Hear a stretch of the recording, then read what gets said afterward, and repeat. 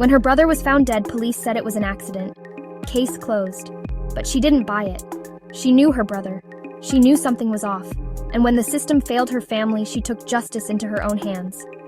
This is the chilling true story of how one woman cracked a murder case that authorities gave up on and uncovered a killer hiding in plain sight. It started on a cold morning in February. 27-year-old Greg Flanagan was found dead in his Texas hotel room. No sign of forced entry, no visible wounds, nothing suspicious. The medical examiner ruled it a heart attack. Greg's wife Susie was devastated, but his sister Catherine couldn't shake a feeling deep in her gut. Her brother didn't just drop dead. He was healthy, young, full of life. And there were no warning signs. Something didn't make sense. Catherine started asking questions, and the more she dug, the more strange details emerged. His wallet was untouched. The room was locked from the inside.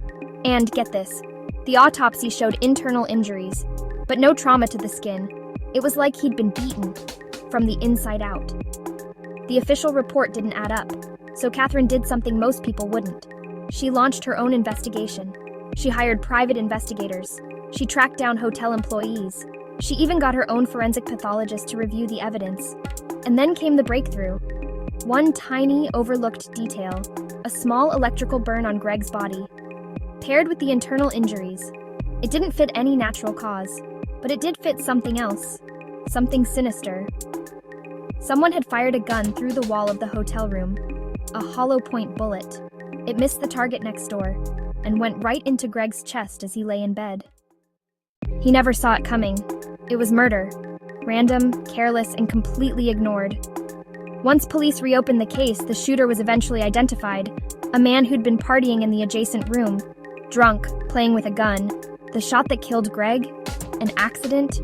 But one that someone tried very hard to cover up. If Catherine hadn't refused to let it go, Greg's death would still be listed as natural causes. Sometimes justice doesn't come from the system. Sometimes it comes from the ones who refuse to forget. Catherine wasn't a cop. She wasn't trained. She was just a sister who loved her brother too much to accept silence. And because of her, a killer faced the truth.